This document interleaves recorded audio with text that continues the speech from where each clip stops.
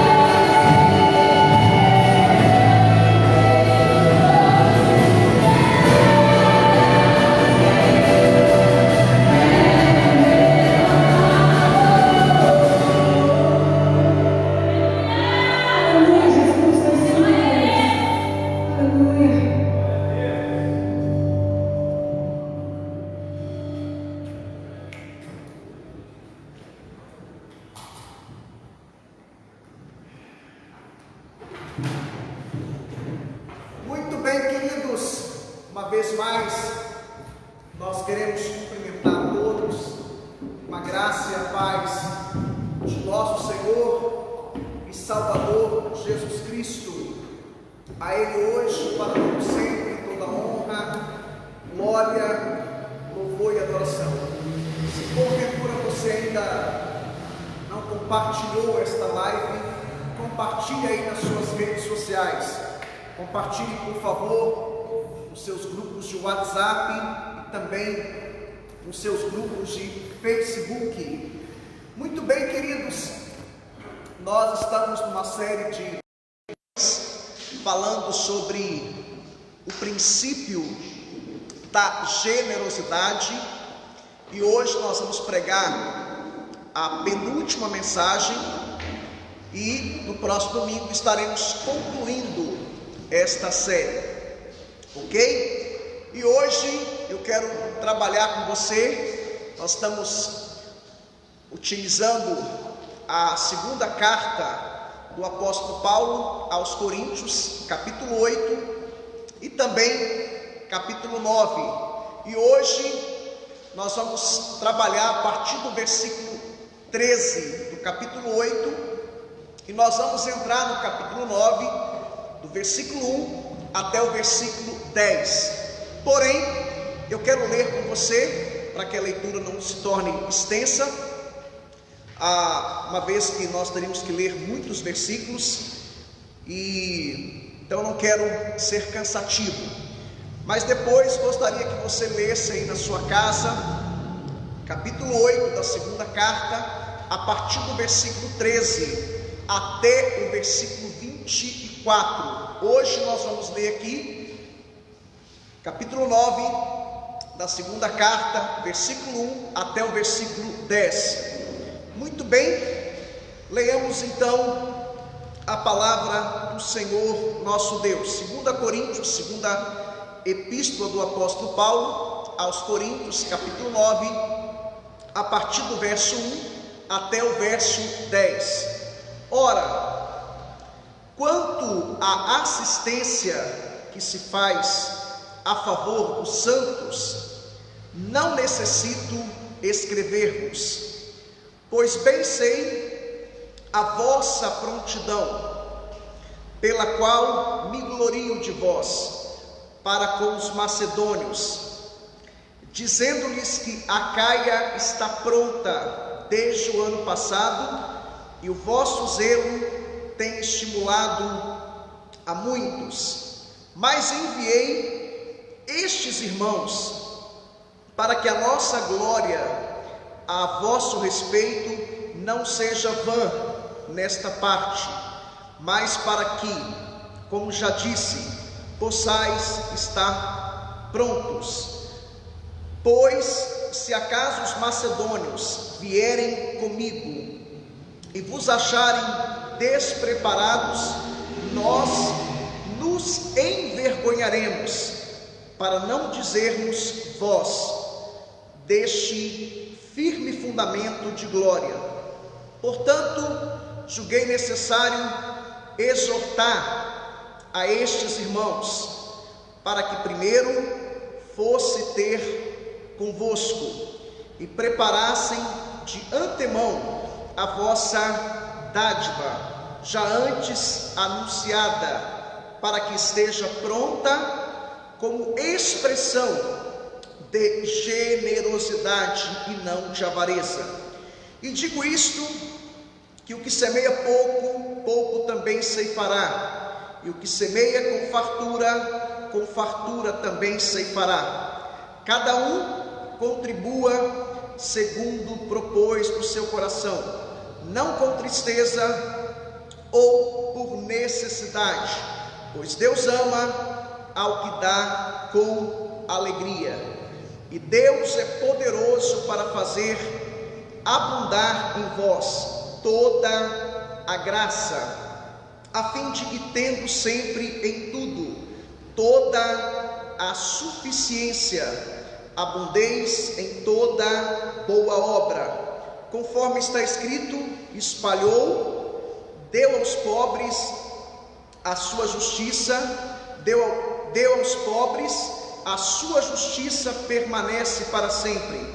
Ora, aquele que dá a semente ao que semeia e pão para o alimento, também multiplicará a vossa sementeira e aumentará os frutos da vossa justiça. Meus amados irmãos e queridos ouvintes da palavra de Deus, o contexto aqui nós já explicamos em passagens anteriores, mas de uma forma bem resumida, porque a gente tem muita coisa para tratar hoje e temos pouco tempo. Paulo aqui, ele está levantando uma coleta, uma oferta especial para os irmãos pobres de Jerusalém. E Paulo, usando a sua autoridade apostólica, uma vez que ele era o apóstolo dos gentios, ele então convoca as igrejas que estão debaixo da sua autoridade para participar desta graça, desse privilégio que é poder ajudar irmãos. Então ele convoca as igrejas da Galácia, Antioquia da Psídia, Icônio, Listra, Derbe. Ele convoca as igrejas da Macedônia, Filipos, Tessalônica, Pérea. Ele convoca as igrejas da Acaia corresponde à Grécia, a parte sul da Grécia. Ele convoca, embora não há registro de uma igreja em Atenas, mas provavelmente Paulo estabeleceu uma igreja em Atenas. Então ele convoca as igrejas da Acaia, Atenas, Corinto, e também convoca as igrejas da Ásia, Éfeso, Esmirna, Pérgamo, Tiatira, Sardes, Filadélfia, Laodiceia, Hierápolis e Colossos, para participar desta coleta, deste privilégio de poder ajudar irmãos necessitados. E ele gasta 2 capítulos, e é muito importante nós falarmos isso nessa noite. Esses 2 capítulos não tem nada a ver com dízimo, nada a ver. Paulo não está tratando de dízimo aqui nesses 2 capítulos. Paulo está falando sobre uma oferta, uma coleta especial para socorrer os irmãos pobres de Jerusalém. Porém, entretanto, todavia, contudo, embora esse texto não esteja falando de dízimo, não tem nada a ver, o contexto não é sobre dízimo, nós poderemos, como já estamos extraindo muitos princípios sobre a lei da contribuição. E a palavra-chave desses 2 capítulos é a palavra generosidade e também a palavra graça. E é sobre isso que Paulo está tratando nesses 2 capítulos. Paulo está ensinando sobre o princípio da generosidade. E Paulo também ensina que contribuir é uma graça, e a palavra graça é uma palavra que vem do grego, é a palavra charis, significa favor não merecido. Ou seja, eu não mereço contribuir, mas Deus me dá o privilégio, a honra, a graça de poder ser um instrumento para poder abençoar a vida de alguém. Jesus diz que é dando que se recebe, é melhor dar do que receber. Há uma máxima, uma frase máxima do período da Reforma Protestante. Os reformadores diziam, melhor dizendo, o mistério do pobre e o ministério do rico. Ou seja, Deus usa o rico para abençoar o pobre, para que o pobre possa dar graças a Deus. E Deus usa o rico para que ele entenda que é um privilégio, é uma graça poder abençoar a vida dos irmãos mais necessitados. Bom, tendo dito isso, como sempre a gente prega sermão expositivo, permaneça com a sua Bíblia aberta. E aproveitando, quando se fala em sermão expositivo, existem 2 formas de se pregar sermão expositivo. Você pode pregar versículo por versículo, eu gosto mais de pregar dessa forma, ou você pode pregar em blocos. Você pega um bloco de versículos, pega a ideia central, o pensamento central e compartilha. Bom, hoje, como a gente tem muita coisa para tratar, eu vou tentar fazer um mix, tá? Dessas duas coisas que eu acabei de falar. Bom, capítulo 8, versículos 13, 14 e 15, e aqui está o nosso primeiro ponto, capítulo 8, da segunda carta, versículos 13, 14 e 15. Chama a sua atenção para esses dois versículos, nós não vamos ler, tá? Mas nesses dois versículos, Paulo está nos ensinando que contribuir não significa se sobrecarregar, mas aliviar outras pessoas. É a ideia de que no corpo de Cristo, alguns crentes que têm mais do que necessitam, deveriam ajudar aqueles que têm muito menos do que precisam. Então é sobre isso que Paulo está tratando no capítulo 8 da segunda carta, versículos 13, 14 e 15, que contribuir, ajudar, colaborar com alguém não significa se sobrecarregar, mas aliviar outras pessoas. Isto é, quando você ajuda alguém, isso não é um peso, não é um fardo, é um privilégio, é uma honra. E em contrapartida, você vai estar aliviando alguém que está necessitado, alguém que está carente, alguém que precisa de um socorro. Então é sobre isso que Paulo fala nos versículos 13, 14 e 15. A partir do versículo 16 até o versículo 24 de 2 Coríntios, capítulo 8, versículo 16 até o versículo 24, Paulo está tratando de um assunto só. Ele está falando, ele já tinha enviado Tito àquela igreja. Você sabe que Paulo teve muitos problemas com a igreja de Corinto. O registro que nós temos aqui é apenas de 2 cartas, mas nós sabemos que 2 cartas foram extraviadas. Você deve se lembrar que Paulo, escrevendo a primeira carta, lá no capítulo 5, você vai encontrar isso. Paulo fala que já tinha escrito uma carta, essa carta se perdeu. E Paulo também, você vai encontrar na segunda carta, em várias passagens, Paulo já tinha escrito uma outra carta, e essa carta também se perdeu. Nós não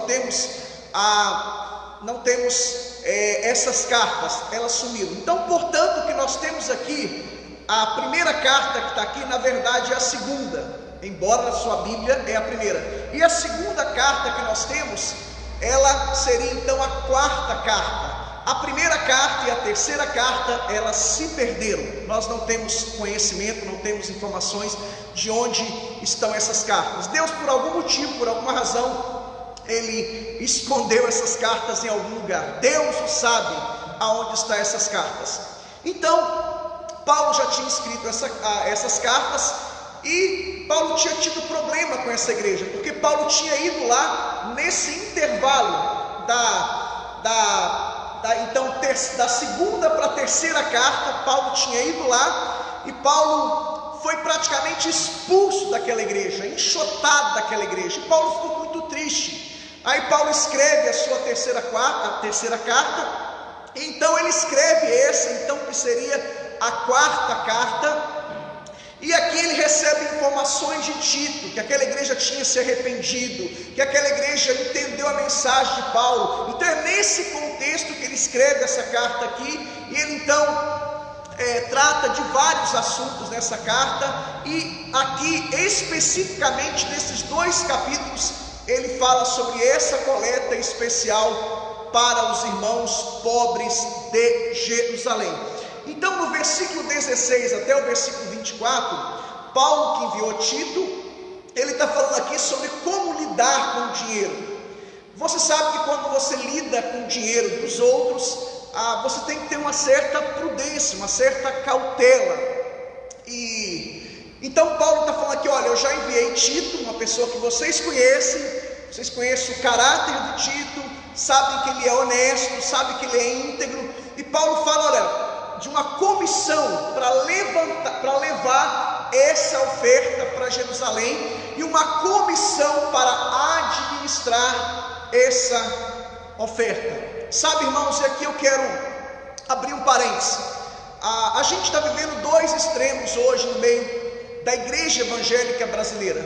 Há aqueles pastores que são, na verdade, falsos profetas, que só sabem pregar essa teologia que não é bíblica, não tem respaldo bíblico, que é a teologia da prosperidade, só sabem pregar sobre milagres, só sabem pregar sobre cura, embora nós cremos na cura, cremos em milagres, mas eles ficam prometendo bênçãos materiais o tempo todo, e começam a fazer barganha com o povo, é o toma lá, dá cá, e as pessoas então começam a contribuir, e essas pessoas elas estão ressuscitando as indulgências lá do período medieval, e elas então começam a ressuscitar essas indulgências, e a gente vê hoje muitos escândalos no meio da igreja evangélica, pastores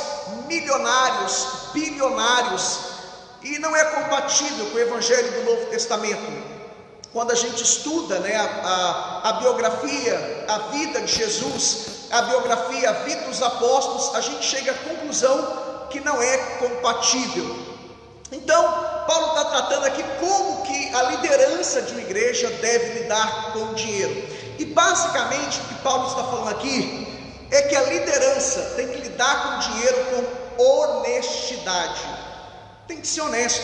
Mas por outro lado também, eu falei que são dois extremos. Tem aquelas pessoas que elas querem uma desculpa, uma justificativa para não contribuir. Porque na verdade, muitas dessas pessoas estão em igrejas sérias, têm pastores sérios, fazem parte de igrejas bíblicas.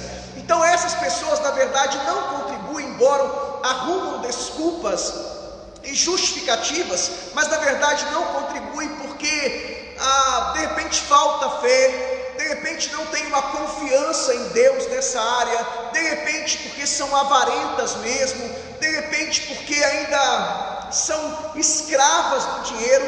Lembra que Paulo, escrevendo a Timóteo, ele fala que o dinheiro, o amor ao dinheiro é a raiz de todos os males. Então essa pessoa Mamon ainda está no trono, e Mamon precisa ser tirado do trono. Então há dois extremos. Há pessoas que não contribuem porque de fato estão decepcionadas, porque estão sendo exploradas, e aqueles que não contribuem porque são tudo isso que eu acabei de dizer. Bom, então Paulo nos ensina aqui como lidar com o dinheiro. Primeira coisa que Paulo ensina aqui nessa passagem, versículo 16 até o versículo 24, é que as pessoas que lidam com dinheiro devem ser honestas. E eu louvo a Deus pelas pessoas que Deus tem levantado aqui na nossa igreja. Na nossa igreja, nosso sistema aqui, eu não lido com dinheiro. O nosso governo, ele é um governo representativo. Então as tesoureiras, elas têm autonomia, têm liberdade, elas cuidam dessa parte, e são pessoas honestas que fazem parte da comunidade aqui há 300 anos já, A Milene é a primeira tesoureira, ela está aqui hoje, vocês não a viram porque o Luiz Felipe está viajando, e ela está hoje se virando nos 30, Ela está aqui no Data Show e cantando. A Milene é uma pessoa honesta, a Fernandinha também é a segunda tesoureira, uma pessoa honesta, duas pessoas que têm a credibilidade da nossa comunidade, duas pessoas super respeitadas, honestas, enfim, e duas pessoas que acima de tudo são crentes em Jesus Cristo, são pessoas capacitadas. A Milene, por exemplo, para a glória de Deus, é formada em administração de empresa, a Fernandinha tem umas 2 ou 3 faculdades, enfim, então são pessoas habilitadas, capacitadas e autorizadas a lidar com essa questão. E outra coisa que Paulo fala é que quem lida com dinheiro tem que ser tem que ter transparência, ou seja, qualquer membro aqui da nossa igreja, se ele quiser sentar com a Milene, se ele quiser sentar com a Fernandinha para tirar dúvida, para fazer pergunta, para questionar, ele tem total direito, total direito. Só para você ter uma ideia, a nossa igreja, ela tem registro das receitas e despesas, tudo atualizado, e a gente guarda, né, porque a contadora nos orientou a guardar no mínimo 5 anos, não é isso? Então, se você quiser um relatório, embora já deve ter documentos aqui de 10 anos, mas o que a lei exige, isso é a orientação que a contadora da nossa igreja nos deu, é que a gente deve arquivar tudo no mínimo 5 anos, e nós temos tudo arquivado, nós temos todos os registros das receitas e despesas, com nota fiscal, recibo, tudo arquivado. Nós também prestamos relatório anual para os líderes da nossa igreja, e para qualquer membro que quiser, a gente presta o relatório. A gente presta relatório mensal para o Ministério Tabernáculo, uma vez que nós somos afiliados ao Ministério Tabernáculo, nós prestamos relatório mensal para os nossos líderes, prestamos relatório mensal para a contadora da nossa igreja. Nós temos uma contadora e ela é uma referência aqui em Taubaté, ela é especialista em contabilidade de igreja, então todos os meses a gente presta relatório para ela, sem falar que eu declaro o imposto de renda todos os anos, e qualquer membro tem direito a fazer perguntas, tirar dúvidas, a questionar, é só procurar as tesoureiras da nossa igreja. Então é sobre isso que Paulo fala, do versículo 16 até o versículo 24. Bom, tendo dito isso, eu quero também agora entrar no terceiro tópico, que é do versículo 1 até o versículo 5. Aqui o tópico é nossa contribuição, ou terceiro ponto, né? Nossa contribuição, ela estimulará a outros. Sabe, irmãos, quando você contribui, quando você participa, você influencia e você estimula outros. Por quê? Porque todos nós, a gente exerce influência sobre a vida de outras pessoas. Então, quando você participa, quando você colabora, quando você contribui, você vai estimular outras pessoas. E eu chamo a sua atenção para os versículos 1 e também os versos 2. Olha o que Paulo diz aqui no verso 1. Ora, quanto à assistência que se faz a favor dos santos, não necessito escrever-vos. Sabe, irmãos, geralmente o que Paulo está dizendo aqui é que não é necessário falar sobre contribuição na igreja. Por quê? Porque todo cristão, quando ele faz o seu curso de batismo e ele recebe lá, ele participa, né, do discipulado, e ele recebe lá um treinamento, né, ele recebe um preparo, ele aprende sobre as doutrinas centrais, as doutrinas fundamentais da fé cristã. E um dos temas que essa pessoa estuda, aprende, é sobre a mordomia cristã. Ou seja, somos mordomos, ou seja, somos gerentes. O nosso grande problema é que a gente tem a síndrome do dono. A gente acha que é dono, mas na verdade não somos donos de nada. Deus é Senhor do universo, Ele é o Senhor dos céus, da terra e do mar. Então Paulo está dizendo aqui, olha, geralmente não é necessário. Paulo diz, ora, quanto à assistência que se faz a favor dos santos, não necessito escrever-vos. Por quê? Se é uma igreja que Paulo explorou esse assunto, explorou no bom sentido, foi essa igreja. Paulo já tinha falado sobre esse assunto com eles lá em 1 Coríntios capítulo 16. Aqui Paulo gasta 2 capítulos. Paulo já tinha falado com eles lá em 1 Coríntios capítulo 9. Paulo gastou um capítulo inteiro para falar sobre esse assunto. Então Paulo está dizendo, olha, eu creio, eu acredito que não seja necessário, uma vez que vocês sabem o que é certo, né? Sabem que isso é um princípio, tanto na antiga aliança como na nova aliança, isto é, o princípio da contribuição. Chama a sua atenção ainda para o versículo 2. Olha o que Paulo diz: pois bem sei a vossa prontidão, pela qual me glorio de vós, para com os macedônios, dizendo-lhes que a Caia é a parte sul da Grécia, está pronta desde o ano passado, e o vosso zelo tem estimulado a muitos. O que Paulo está dizendo aqui? Olha, lembra que lá no capítulo 16, Paulo já tinha falado sobre esse assunto, capítulo 16 da primeira carta, e essa igreja, ela ficou animada quando Paulo apresentou um projeto para essa igreja de ajudar os irmãos pobres de Jerusalém. Essa igreja ficou super animada, super motivada, eles ficaram empolgados. Só que com o tempo, devido a alguns falsos mestres que se instalaram na igreja de Corinto e começaram a inflamar, envenenar a igreja contra Paulo, minar a fé daqueles irmãos, eles então colocaram o pé no freio e pararam de contribuir. E essa igreja serviu de referência para os irmãos da Macedônia. Por quê? Corinto era uma cidade rica. Então essa igreja servia de referência. E eles que começaram, é mais ou menos assim, eles colocaram lenha na fogueira e depois eles ficaram desanimados, desmotivados e pararam. Então Paulo está dizendo aqui, olha, pois bem sei a respeito da vossa prontidão. Paulo diz, eu me orgulho disso, para com os macedônios.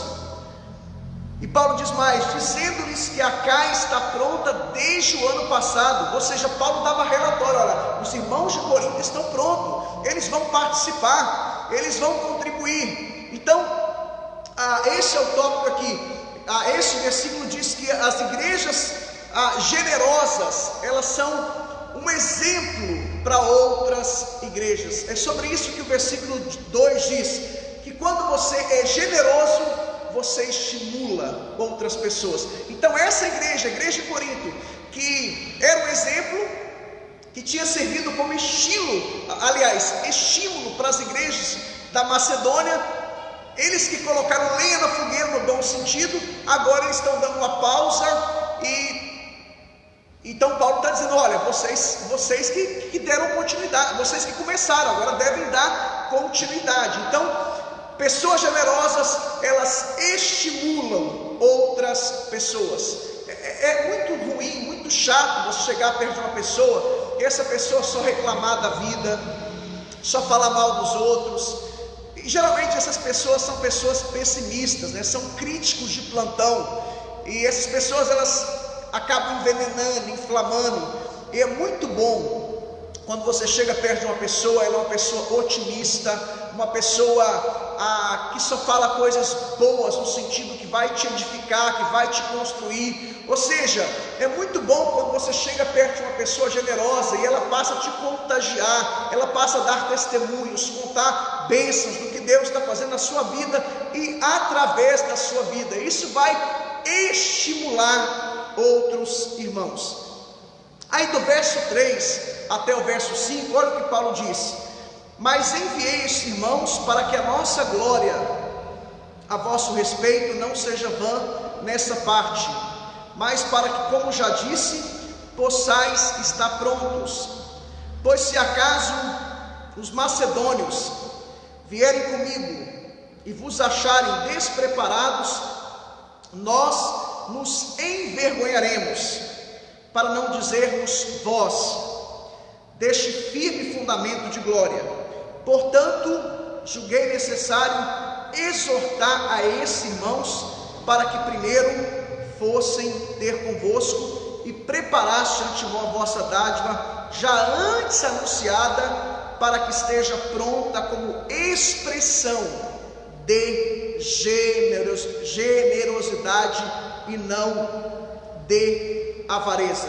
Aqui, irmãos, embora Paulo no versículo 1 diz que não é necessário falar sobre esse assunto, porque ele já tinha trabalhado muito sobre essa questão, então Paulo, para não ser repetitivo, tipo assim, poxa, já falei uma vez, já falei 2 vezes, já falei 3 vezes, e estou dando um exemplo, vou ter que falar de novo. Então Paulo, no versículo 3, 4 e 5, é como se fosse um lembrete, Ou seja, estou apenas lembrando vocês dos compromissos que vocês fizeram.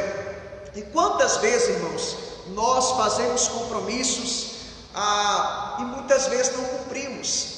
E eu gosto muito de uma frase do livro Monge Executivo: você não é o que você fala, você não é o que você pensa, você é o que você faz. Você não é o que você promete, você é o que você faz. E essa igreja, isto é, a igreja de Corinto, prometeu ajudar os irmãos pobres de Jerusalém, porém não estavam cumprindo. Então Paulo trata sobre esse assunto aqui do verso 3, 4 e 5, que é preciso lembrar a igreja a respeito dos deveres em relação à contribuição. Ou seja, não preciso falar desse assunto mais, falar no sentido de ensinar, como doutrina, como a instrução, mas é preciso lembrar, porque senão, irmãos, a gente acaba negligenciando. É dever de todo cristão ajudar o seu próximo. E contribuição na Bíblia, você vai encontrar isso tanto na antiga aliança como na nova aliança. É uma lei de Deus, é um mandamento de Deus, é princípio de Deus. E o princípio de Deus é que devemos contribuir com generosidade. O princípio de Deus é que é um privilégio, uma graça poder contribuir. E tanto na antiga aliança como na nova aliança, ou seja, tanto no Velho Testamento como no Novo Testamento, contribuição sempre é na vertical e na horizontal. Tem muita gente que contribui só na vertical, mas não contribui na horizontal. Está quebrando uma lei de Deus, porque a lei de Deus, o princípio de Deus é vertical e horizontal. E tem gente que contribui só na horizontal e não contribui na vertical. É como se fosse duas asas. Vertical é como se representasse uma asa, e horizontal a outra asa. Então a gente precisa colocar em prática esse princípio. Contribuir como? De forma generosa, melhor dizendo, e porque é uma graça, é um privilégio. Na vertical, isto é, para com Deus, e na horizontal, isto é, para com os irmãos, para com os necessitados. João Calvino, que foi um dos reformadores, ele dizia naquela época que os pagãos honram mais os seus deuses do que os cristãos honram o seu Deus. Irmãos, muitas vezes os pagãos, os ímpios, os incrédulos, eles estão honrando muito mais os seus deuses, as suas divindades, e nós sabemos que não são Deus, são Deus, mas Deus com D minúsculo, e eles honram, fazem sacrifícios. E nós que servimos o Deus Todo-Poderoso, o Criador do Universo, o Rei dos Reis, muitas vezes somos tão negligentes nessa área da contribuição, tanto na vertical como na horizontal. E Paulo diz uma coisa interessante no verso 5. Ele mais uma vez ele está realçando o princípio da generosidade. Paulo diz no finalzinho do verso 5, como expressão de generosidade e não de avareza. Irmãos, quando a gente estuda sobre a igreja de Corinto, a gente vê que essa igreja tinha um monte de qualidades. Essa igreja era completa no tocante aos dons espirituais.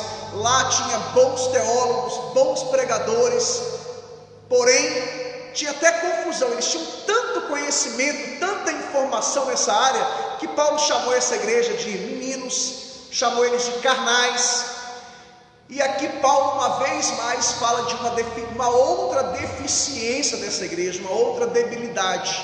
No tocante à contribuição, essa igreja deixava a desejar, era uma igreja avarenta, melhor dizendo. Sabe, irmãos, muitas vezes a gente tem muitas qualidades, mas existem algumas áreas que a gente precisa ser trabalhado por Deus. Existem algumas áreas que a gente ainda não foi liberto. Existem algumas áreas que a gente ou até foi liberto, mas tem dificuldade de entender. Então essa área aqui era uma área que a igreja de Corinto deixava a desejar, era uma deficiência, era um defeito, era uma debilidade, e Paulo está gastando 2 capítulos para corrigir essa igreja. Por quê? Porque o ideal de Deus é que sejamos perfeitos. Eu sempre digo que eu não sou o que eu preciso ser, mas o que eu era, eu não sou mais. Eu não sou perfeito, mas eu luto contra as minhas imperfeições, e eu quero tampar brechas na minha vida. Eu quero corrigir os meus erros, meus defeitos. Por quê? Porque eu estou num processo de santidade ou santificação. Na justificação eu fui salvo, na santificação eu estou sendo salvo, e na glorificação eu serei salvo. Então a santificação é uma parceria, Deus e o homem, ou seja, eu tenho que mortificar a minha carne todos os dias. Então, de repente, existe uma área da sua vida que de repente pode ser essa área financeira ou qualquer outra área. Você não deve se acomodar. E não obstante a tudo isso, mas eu tenho essa qualidade, eu tenho aquela. Se você tem alguma qualidade, todo o mérito é de Cristo. João Calvino dizia: se há alguma coisa de bom em mim, é Cristo. Porque o ser humano, ele é inclinado para o mal. Se há alguma área da sua vida que você é bom hoje, é porque Cristo trabalhou nessa área. Pastor, mas eu sou uma pessoa piedosa. Foi porque Cristo te transformou uma pessoa piedosa. Pastor, eu sou honesto. Porque Cristo. Se há alguma coisa de bom em mim, Fabiano Elias, é Cristo. Ok? Chama a sua atenção agora para o 4º ponto, versículo 6.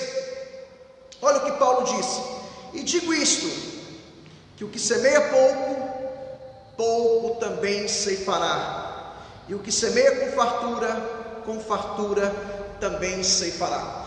A partir do verso 6, Paulo ele como mestre, como filósofo, um rabino, ele usava muito metáforas, figuras de linguagem, e aqui ele está usando uma metáfora de um agricultor melhor dizendo, ou um lavrador.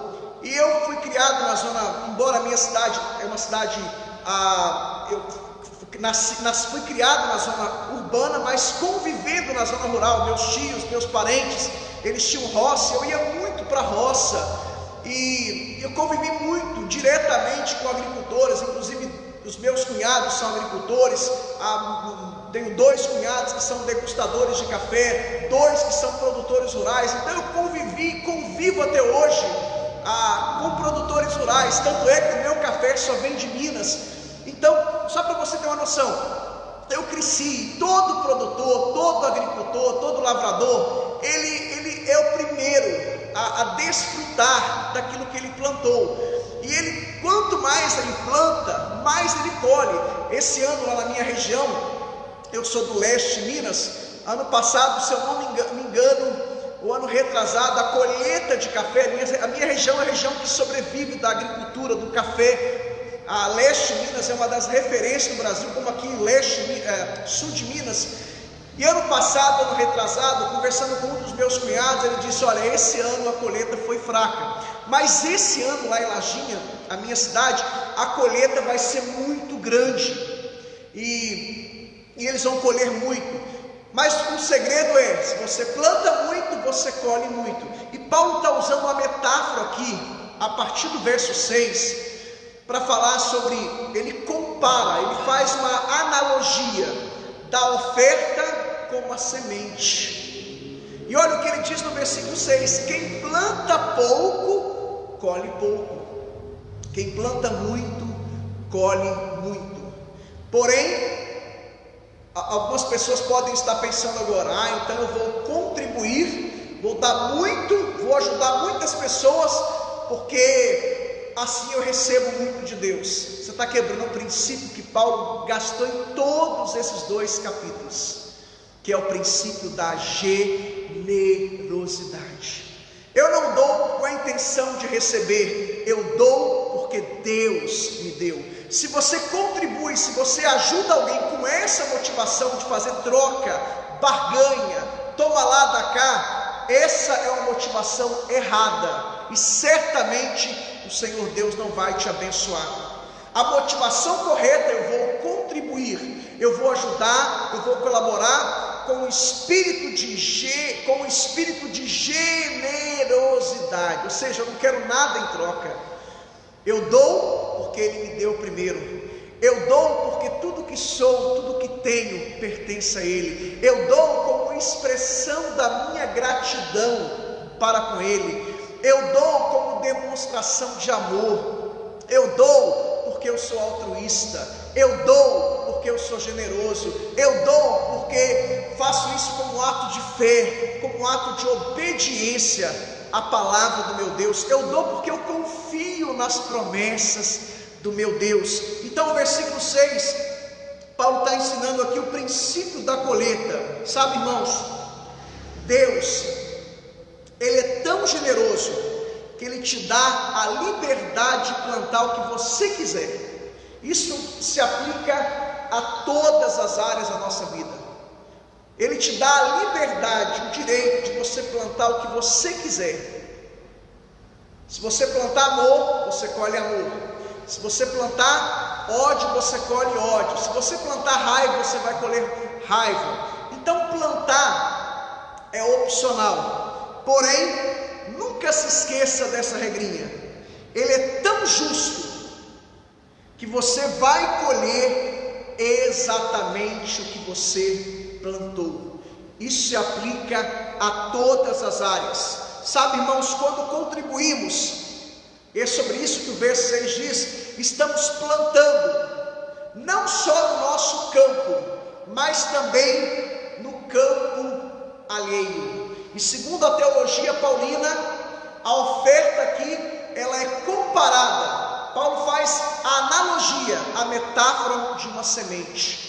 Então Paulo está ensinando no verso 6, que quando você contribui, quando você colabora, quando você ajuda, tanto na vertical como na horizontal, você não só está plantando no seu campo, mas também no campo alheio. E Paulo, ele ensina também, que aqui no verso 6, que uma semeadura farta vai gerar uma colheita farta. Plantou muito, vai colher muito. Isso em todas as áreas. Por exemplo, na relação marido e mulher. Se o marido planta carinho pela manhã, você sabe que tem alguns jovens casados aqui, né? Você sabe que o homem, ele é atraído pelo que ele vê, e a mulher atraída pelo que ela ouve. Então você acordou, e eu falo, sou casado há 23 anos, acho que eu tenho uma certa autoridade para falar, né? Eu aprendi isso, e hoje a gente tem os melhores livros, né? Eu aprendi isso numa época que não se falava nada sobre isso. Eu acho que eu sou um dos pioneiros no Brasil a fazer essas pesquisas e ler, e eu li muito Jamie Camp, que é a maior autoridade no Brasil. Todos esses que ministram beberam da fonte Jamie Camp. Tive o privilégio, a honra de recebê-lo 2 vezes na minha casa nos Estados Unidos. Tive o privilégio de participar de 2 conferências com ele. Ele é considerado no Brasil hoje a maior referência no tocante a casais. Jamie Camp, ele é o mentor de todos esses grandes, Josué Gonçalves. E uma das vezes que ele ficou na minha casa, a gente ficou até quase 4 da manhã. Ele é um americano de quase 80 anos, palmeirense roxo. E nós ficamos até quase 4 horas da madrugada conversando, e eu tirando dúvidas, fazendo perguntas.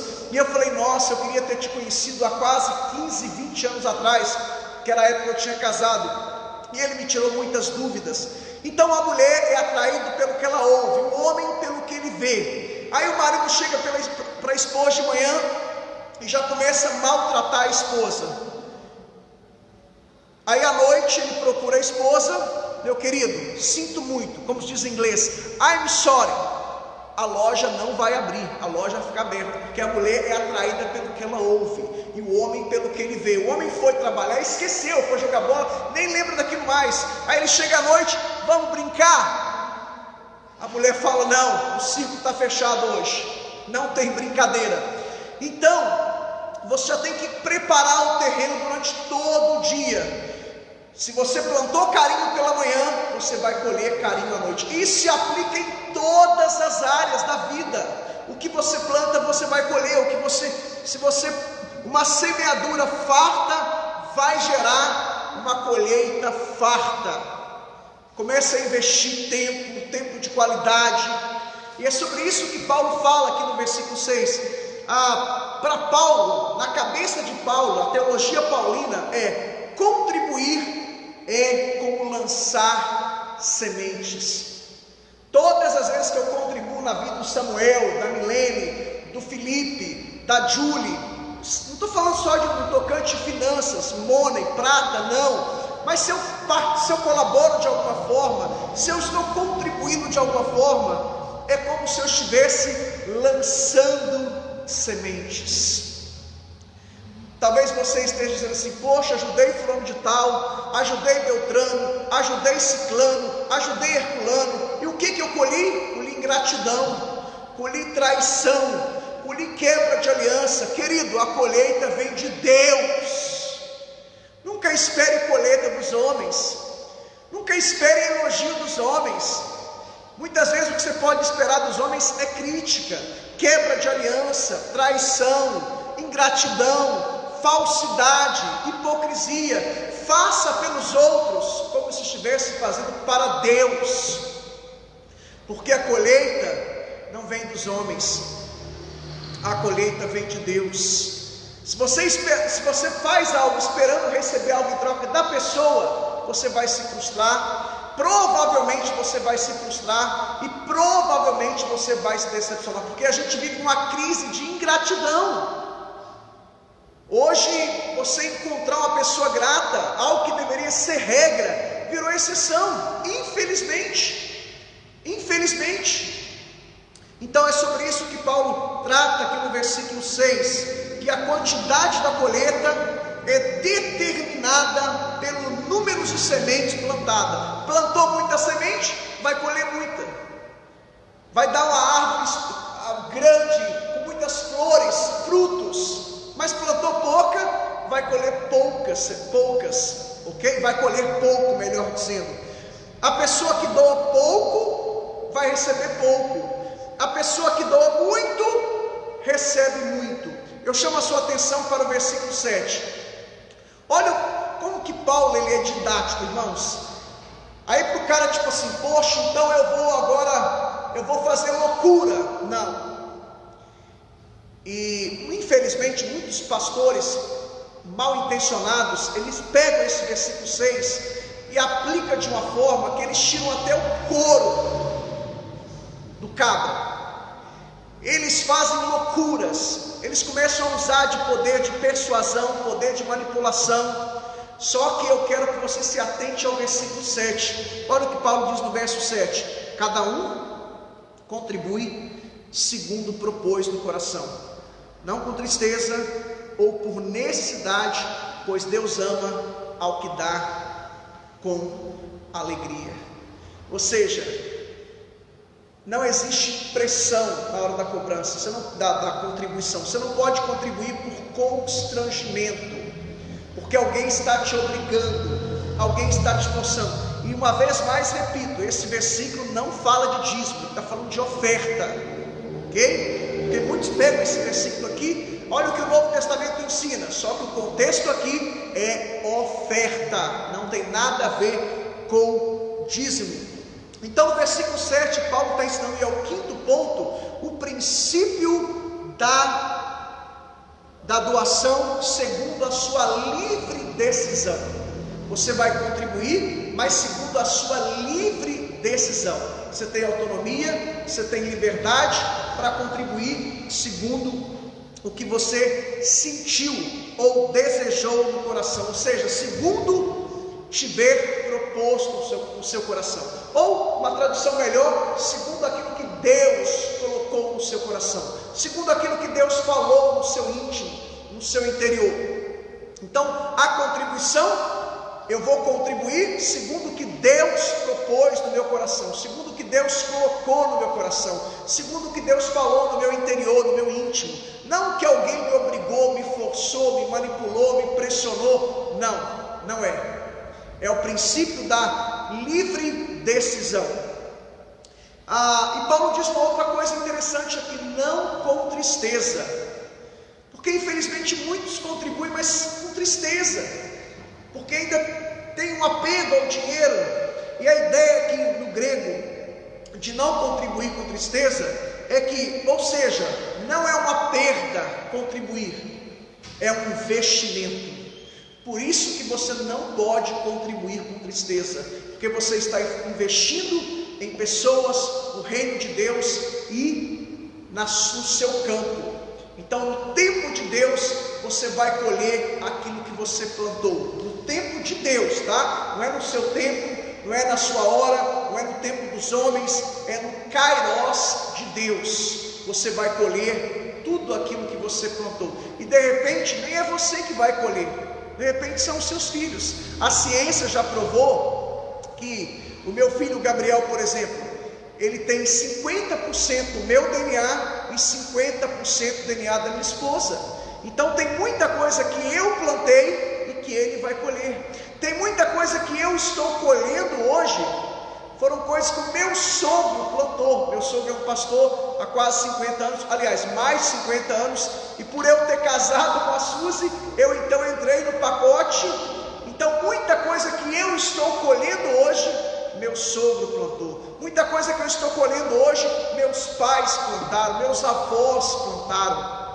Então, porque eu tenho o DNA dos meus pais. É claro que no sentido de bênçãos, porque as maldições, no momento, no ato da conversão, elas são quebradas, destruídas, elas são desfeitas, e toda maldição é convertida em bênçãos na vida de cristãos regenerados. Nenhuma condenação há para aqueles que estão em Cristo Jesus, que não andam segundo a lei do pecado, mas segundo a lei do Espírito. Outra palavra aqui que você vai encontrar no verso 7, Paulo diz: não por necessidade. Essa palavra no grego, ela quer dizer compulsão, calamidade, mas neste texto aqui, o sentido é de não ser forçado. Ou seja, aquilo que eu falei anteriormente, ninguém me força, eu dou por livre decisão, porque Deus já colocou uma certa quantia, um certo valor no meu coração, e eu vou fazer isso, como está no próximo versículo agora, com alegria. Por quê? Porque ninguém me manipulou, ninguém me forçou, ninguém me obrigou. Então eu não vou dar por necessidade, por constrangimento, eu vou dar com alegria, porque Deus falou comigo, Deus colocou no meu coração, e não tem coisa mais grata, não termo esse, mas assim, que nos deixa alegres. Eu já tive muita experiência de chegar, Deus falar ao meu coração, eu estar no supermercado, e Deus falar no meu interior: faça uma compra para fulano de tal, uma cesta básica, e eu levar até essa pessoa, o Espírito do Senhor me usar como instrumento, e eu chegar lá: pastor, é de Deus, pastor, essa compra chegou na hora certa, e eu fico tão feliz por Deus ter me usado. Eu acho que quem dá, quem contribui, fica mais feliz do que quem recebe. E eu já tive muitas experiências também de receber, e a pessoa me procurar, e eu falar: olha, é de Deus, porque quem cuida da obra é Deus, quem cuida do seu povo é Deus. Então aqui a gente deve contribuir com alegria, porque o versículo diz que Deus ama a quem dá com alegria. E eu chamo a sua atenção para a palavra alegria. A palavra alegria no grego é a palavra hilários. Hilários. O que significa essa palavra? Ela quer dizer que a gente deve contribuir animados, satisfeitos. É a ideia no grego de saltar de alegria ou pular de alegria. Infelizmente, em muitas igrejas, quando chega a hora do ofertório, muitas pessoas vão ao banheiro, vão beber água, algumas despistam, algumas igrejas que tem, como é que chama aqui? Trem? Eu sou mineiro, tá? Por isso que eu falo trem. Salva. Aí quando passa a salva, o camarada estava de olho na salva, ele vai, se a salva passa no sul, ele olha para o norte. Se a salva passa no norte, ele olha para o sul, E muitas pessoas nessa hora, elas ficam assim. Esse deveria ser um dos momentos mais especiais do culto. Por quê? Porque você vai dar o que Deus já te deu. Ele é o dono, Ele é Senhor. E a gente deveria contribuir, como está no grego aqui, com hilários. no grego hilarios, alegria, que é saltando, pulando, é motivado, é com alegria, com entusiasmo, com vibração, é tudo isso do grego. Hilarios é entusiasmo, vibração, motivação, é saltar de alegria. Por quê? Porque a gente não tem nada para oferecer a Deus, irmãos. Quando você estuda as culturas pagãs, eu gosto muito de estudar a história das civilizações, história das religiões. Quando você vê as pessoas cultuando aos seus deuses pagãos, elas oferecem o melhor, e elas ficam felizes, contentes, satisfeitas, porque estão fazendo aquilo como um ato de adoração à sua divindade. E aí eu me recordo e repito o que Calvino dizia, que os pagãos sabem adorar mais a sua divindade do que nós cristãos. Por quê? Porque eles oferecem o melhor. Você sabe que no Brasil hoje tem muitas empresas que seus proprietários são satanistas. E com o advento da internet, hoje em dia a gente tem que ter muito cuidado com o que a gente fala, né? Porque você pode ser processado, mas eu sei de muitas empresas que os proprietários são satanistas e eles dão 10%, 20%, 30%, alguns chegam a dar 40%, 50% de todas o seu lucro para Satanás. E muitas vezes a gente vê cristãos com dificuldade de contribuir, de ajudar. Querido, seu Deus é o Todo-Poderoso, é o Rei dos Reis, Senhor dos Senhores, é o grande Jeová Jireh, o Deus da provisão. O problema de muitos cristãos é que ele confia na provisão e não no provedor. Eu vi muitas pessoas agora, é claro que nós somos seres humanos, o medo, né, um dos mecanismos de defesa que o ser humano tem, mas muitas pessoas na crise agora, confiando na provisão e não no provedor, alguns até se humilhando para gerentes, para encarregados. Querido, você não tem que confiar na provisão, você tem que confiar no provedor, que é Deus, Ele que cuida de você. Eu tenho visto isso, eu tenho visto o cuidado de Deus na minha vida, aqui na nossa igreja. Deus tem cuidado de mim, da minha família, da nossa igreja. Irmãos, o que me alegra, eu tenho conversado com muitos membros da nossa igreja, para a glória de Deus, todos que eu converso, eles me dizem: pastor, nessa pandemia, Deus tem me sustentado, Deus tem cuidado de mim. Pergunta a você que é fiel, está te faltando alguma coisa? Está te faltando alguma coisa? Não, porque Deus cuida de você, Deus supre, Ele ainda é Jeová Jireh. Eu posso dizer, não está me faltando nada, e Deus ainda está me usando para abençoar várias pessoas. Como? Não sei. Aliás, sei, porque eu confio no Deus provedor, no Deus que usa pessoas para abençoar. Bom, então a gente tem que contribuir com hilários. Chama a sua atenção agora para os versos 8 e 10, e a gente já vai concluir esta mensagem. Olha o que Paulo diz: e Deus é poderoso para fazer abundar em vós toda graça, a fim de que, tendo sempre em tudo toda a suficiência, abundeis em toda boa obra, conforme está escrito: espalhou Deus pobres a sua justiça, permanece para sempre. Ora, aquele que dá semente ao que semeia, e pão para o alimento, também multiplicará a vossa sementeira, e aumentará os frutos da vossa justiça. Repito, Paulo está usando a metáfora, a analogia da agricultura, do agricultor, do lavrador. Quem planta muito, colhe muito, quem planta pouco, colhe pouco. E aqui, a partir do verso 8, está o sexto e último ponto da pregação: o princípio da graça, que Paulo já tinha trabalhado essa questão lá no capítulo 8, a partir dos primeiros versos, verso 3 e 4. Versículo 8, Paulo diz que quando você contribui, Deus é poderoso para fazer-vos abundar em toda graça. Quanto mais você se torna generoso ou generosa, mais você começa a entender a doutrina ou as doutrinas da graça. Mais você se torna grato, se torna mais generoso ou generosa, mais altruísta, porque você começa a se desapegar de bens materiais. Você começa a entender: poxa, tudo que eu tenho, tudo que eu sou, Ele que me deu, a casa, o carro. Quando eu cheguei aqui eu não tinha nada, eu vim e vou voltar sem nada. Tudo é dele. Não é claro que não é errado você investir, claro que não é errado você ter o seu depósito, ter as suas reservas, mas você tem que entender que tudo é por Ele e para Ele são todas as coisas. Se Ele pedir algo, se Ele falar com você, na verdade Ele é Senhor, né? Ele ordena, mas Ele é tão educado, tão cortês, tão gentil, que Ele fala ao seu coração: meu servo, minha serva, ou meu filho, minha filha, faça isso, faça aquilo. E tem pessoas: mas Deus, isso foi com o meu esforço, meu trabalho. Quem te deu trabalho?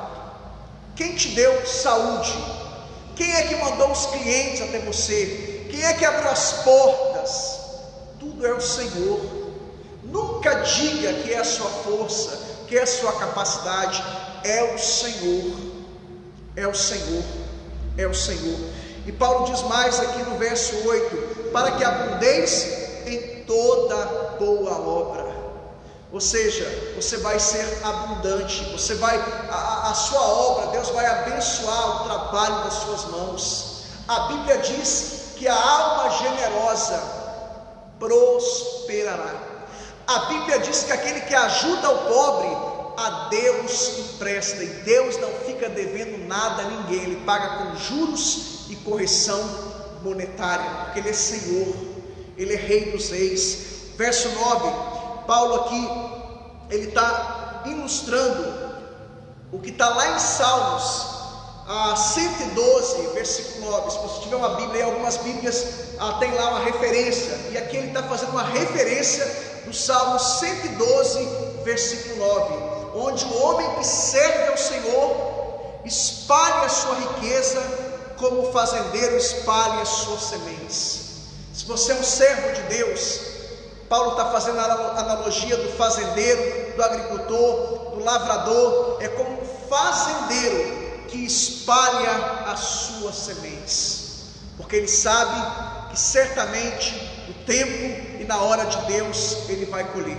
Assim é o servo do Senhor: ele não retém, ele não acumula, ele não come a semente, ele semeia. E se você comer a semente, ela vai morrer.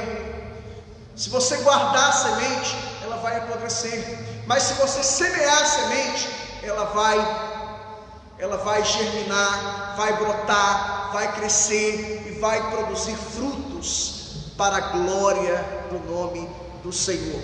Versículo 9 ainda: o homem que expressa a sua justiça em atos, obras, doações e contribuições voluntárias, nunca terá falta dos meios para fazê-los. É isso que o Senhor está dizendo: nunca vai te faltar, porque Deus dá a semente àquele que semeia. Quem semeia muito, colhe muito. De repente você não está colhendo nada, porque você não está semeando nada. Isso se aplica a todas as áreas da vida, todas as áreas. E é isso que o verso 9 diz, que Deus sempre vai nos dar condições para ajudar alguém, sempre. Ele nunca vai pedir algo a você sem que antes Ele não tenha te dado. Isso está em 2 Coríntios 8:12. Se Ele pediu algo, é porque Ele já te deu, ok? E eu concluo com isso, verso 10. Verso 10, Ministério de Louvor, verso 10, Paulo diz que aquele que dá semente ao que semeia e pão para comer. Paulo está fazendo aqui uma ilustração, ele está usando Isaías 55:10, porque até mesmo, irmãos, a semente e a energia que nós temos vem de Deus. Até a semente e a energia para semear vem de Deus. Essa semente que você tem aí é Deus que te deu. E Paulo está usando aqui uma vez mais, uma passagem do Antigo Testamento, Isaías 55:10. Algumas Bíblias, não sei se a de vocês tem os versículos bíblicos do lado, tem, mas algumas Bíblias têm. Quando há uma alusão a uma passagem do Antigo, está lá do lado, o anexo. E aqui Paulo está usando no versículo 10, Isaías 55:10, que aquele que dá semente ao que semeia e pão para comer, é a ideia de que a semente que você tem para semear vem de Deus. Então tudo que você tem é Deus que te deu. E Paulo conclui ainda, verso 10, Paulo diz que também multiplicará a vossa sementeira e aumentará os frutos da vossa justiça. Isto é, Deus vai abençoar o seu armazém, Deus vai abençoar o seu depósito. Se você é generoso, se você é altruísta, se você faz isso entendendo que é uma graça, que é um privilégio, Deus vai aumentar a sua sementeira. Note você que os irmãos de Tessalônica, de Filipos e Bereia eram pobres, mas nunca faltava nada. Deus cuidava, Deus supria, ao ponto que eles deram além da sua capacidade. Por quê? Porque Deus cuidava deles, Deus supria. Aleluia. Sabe, irmãos, eu concluo com isso.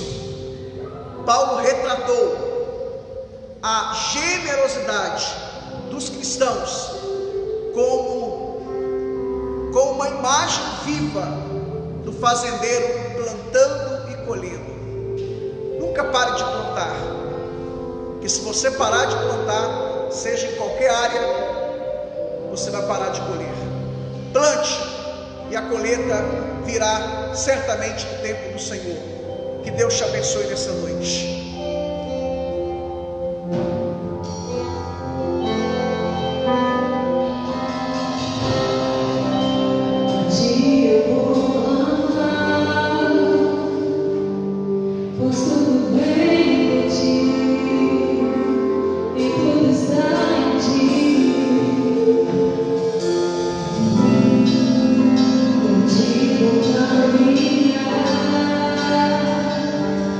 Tu és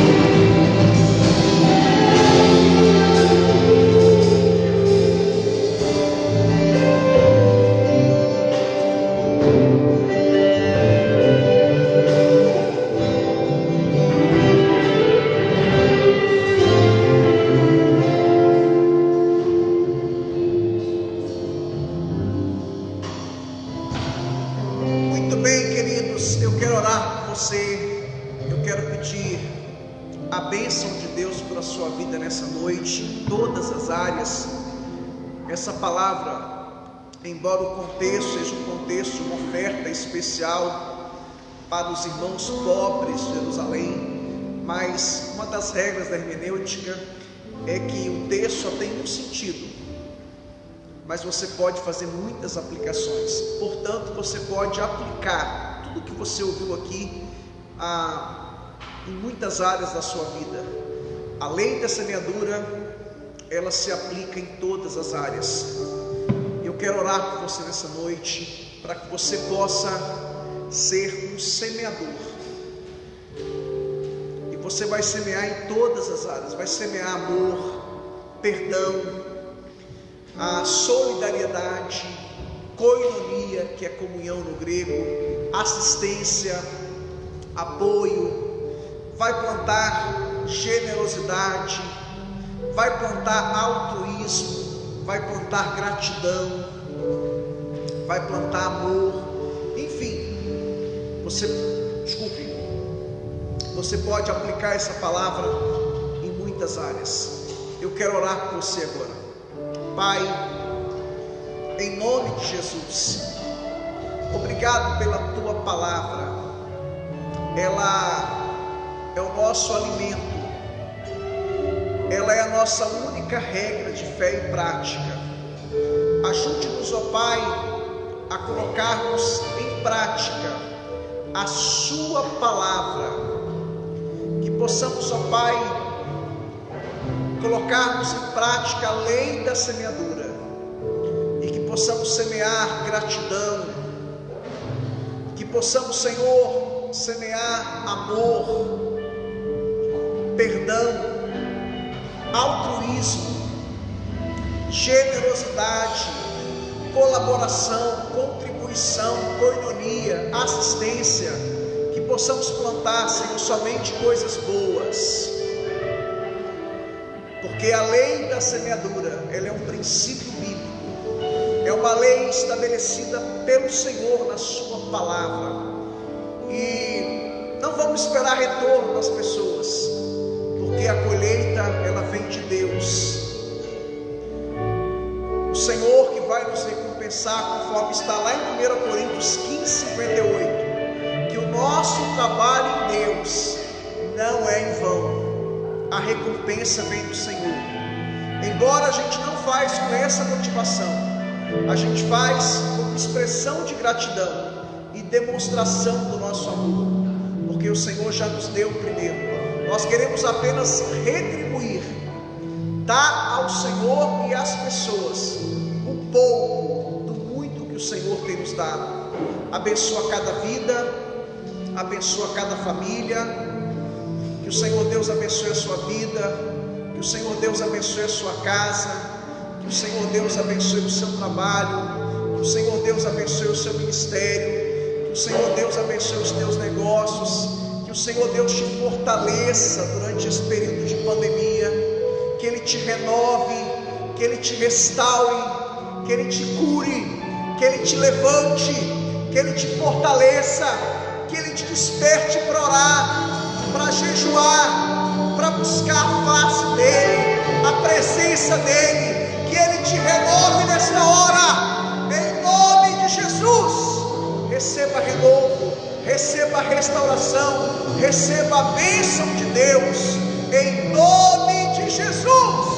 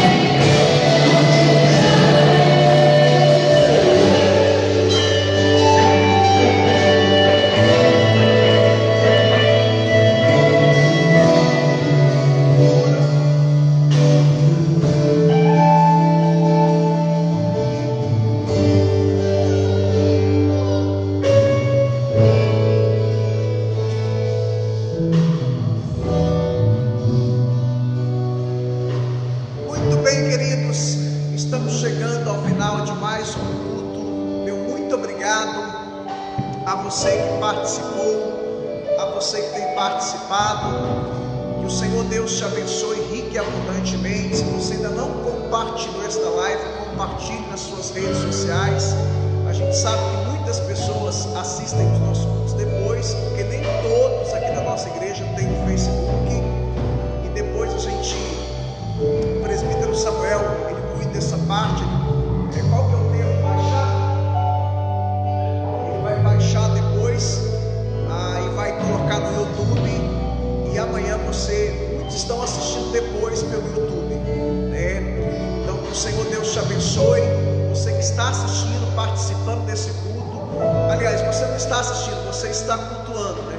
Embora a gente saiba que culto online é totalmente diferente do culto presencial.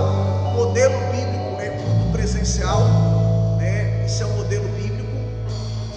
Mas devido a essa privação aí, devido a essa pandemia, a gente decidiu então, aliás, a gente está acatando as autoridades, embora as autoridades aqui estão até já liberaram os cultos, mas com muitas restrições, e uma delas é que pessoas menores de 18 anos não podem participar dos cultos, pessoas acima de 60 anos não podem participar, pessoas com problemas crônicos e muitas outras restrições. Então e devido à evolução da Covid-19, a gente entendeu que a gente tem que esperar um pouquinho mais, ainda não é hora de voltar. É claro que a gente está preocupado com a vida dos irmãos, a gente está com saudade, né? É muito bom se reunir aqui nesse espaço físico que nós alugamos aqui, né? Porque isso aqui não é igreja, a gente está aprendendo, embora a gente já saiba disso, isso é só para ratificar. A gente sabe que o templo, o salão não é igreja, é o lugar aonde a igreja se reúne. Igreja somos nós. É claro que sempre que você encontrar a palavra igreja no contexto, é a palavra eclesia no grego, é no contexto de comunidade, não é individual, é coletivo. Ninguém é igreja sozinho, né? Nós somos igreja na coletividade, é uma comunidade. Então a gente se reúne aqui nesse espaço físico, nesse salão, né, que a gente chama de salão, né? Aqui não é nem um templo, mas os cristãos dos primeiros séculos, eles se reuniam nas cavernas, nos cemitérios. Então, onde a igreja se reúne, aquele lugar é a igreja, onde o povo de Deus se reúne. Então é muito bom estar com vocês, mas a gente sabe que não é possível, não é prudente, e a gente está com muita saudade, mas em breve estaremos voltando, em breve teremos a nossa ceia. Muitas pessoas estão me ligando, mandando mensagem: pastor, e aí, eu estou há 3 meses sem participar da ceia. Querido, uma coisa é você não participar da ceia por negligência, outra coisa é você não participar por um motivo justo. E esse caso é um caso justo, né? Devido à pandemia, a gente não está se reunindo, isto é, reunião presencial. E na Bíblia, melhor dizendo, a ceia é um símbolo, tá? Nos tempos bíblicos, a ceia era aos domingos, era no contexto de comunidade, né? Era uma refeição que era chamada de ágape, e ali as famílias se reuniam, tinha um banquete, uma refeição, e tinha a ceia do Senhor, né? O pão, o cálice. Então ceia na Bíblia, primeiro, é um símbolo, né? Há igrejas na África, na Europa, que tomam ceia a cada 3 meses, a cada 4 meses, e tem igrejas que é apenas uma vez por ano. Então, primeiro, a ceia é um símbolo. Segundo, ela tem que ser sempre feita no contexto de comunidade, porque ninguém é igreja sozinho. Terceiro, a ceia, ela fala de comunhão com Deus na vertical e com a igreja na horizontal. Como que nós vamos participar da ceia, sendo que nós não estamos reunindo em comunidade? Porque ceia, comunhão com Deus na vertical e com a igreja na horizontal. E biblicamente, para concluir, a ceia tem que ser presencial, tá? Uma coisa é a pessoa faltar por um motivo justo, se ela estiver doente, por motivo de trabalho, aí sim a gente leva a ceia até essa pessoa. Cada caso é um caso, cada situação é uma situação, mas no contexto hoje não, a gente está aguardando E se você está com saudade, querendo participar da ceia, significa que você está em comunhão com Deus. Em breve estaremos nos reunindo, tá? Mas com muita prudência, com muita cautela. Ontem mesmo fiquei sabendo, aqui em Taubaté, semana passada, a pessoa pediu sigilo, a minha esposa. Semana passada, a pessoa entrou em contato com a minha esposa. A semana passada, ou semana retrasada, né? Uma família foi levar uma criança para apresentar na igreja, naquele espaço físico da igreja somos nós. É uma força, um vício de linguagem que a gente tem, né? E de repente o homem, o pai da criança, estava com Covid, estava com vírus e não sabia. E várias pessoas daquela igreja estão infectadas, né? Então a gente prefere esperar um pouquinho mais. Uma outra coisa, também eu acho que não é legal a gente trazer. Por exemplo, a minha esposa, ela pode vir ao culto, eu posso, mas a minha filha não pode. Aí a gente vai ter que fazer uma opção: ou a minha esposa vem ao culto, ou eu vou vir ao culto.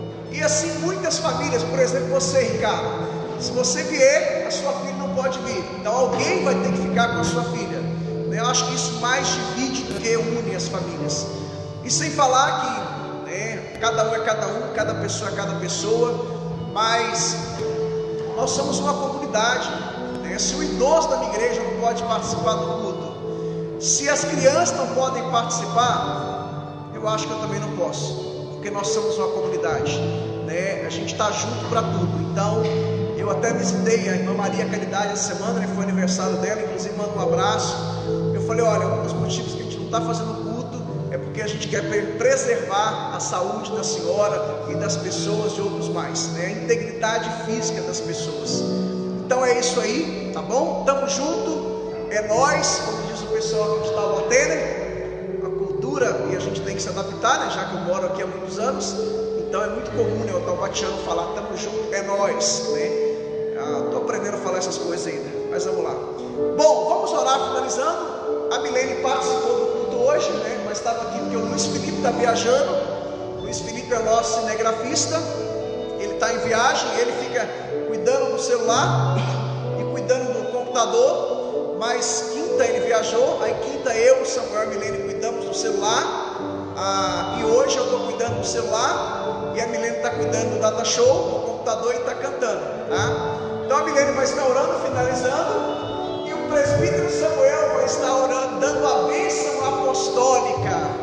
Como ninguém viu a Milene, ela estava nos bastidores, ela vai estar orando, finalizando. O presbítero Samuel vai estar dando a bênção apostólica. Graça e paz a todos. Estive ali, né? Mas estive cultuando. Nós queremos agradecer também ao irmão Ricardo, né? O pastor pediu, porque ele faz aqui a nossa segurança, né? Então, vamos orar? Senhor, meu Deus e meu Pai, te agradecemos, te louvamos, Senhor, por esse momento que nós estivemos, Senhor, na tua presença.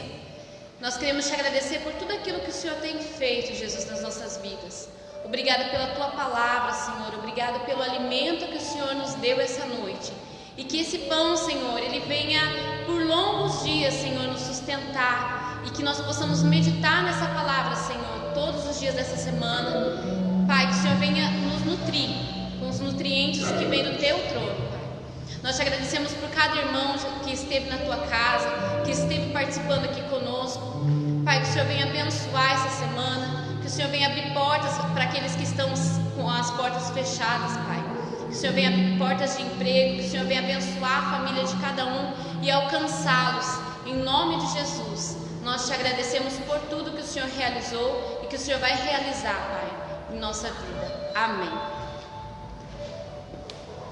Graças e paz, meus irmãos. Amém. Obrigado a você que acompanhou até agora, né, o nosso culto, a live. Que o Senhor possa estar te abençoando cada dia mais e mais. Para você que esteve aí na sala que eu abri aí no Facebook, né, que a gente nem se conhece, nem sabe de onde que é as pessoas que assistem a gente aqui no culto. Que Deus te abençoe, né, te guarde, em nome de Jesus. Amém? Receba a bênção. Que a graça do nosso Senhor Jesus Cristo e o grande amor de Deus Pai e a comunhão do Espírito Santo esteja com todos, e todos digam amém, graças a Deus.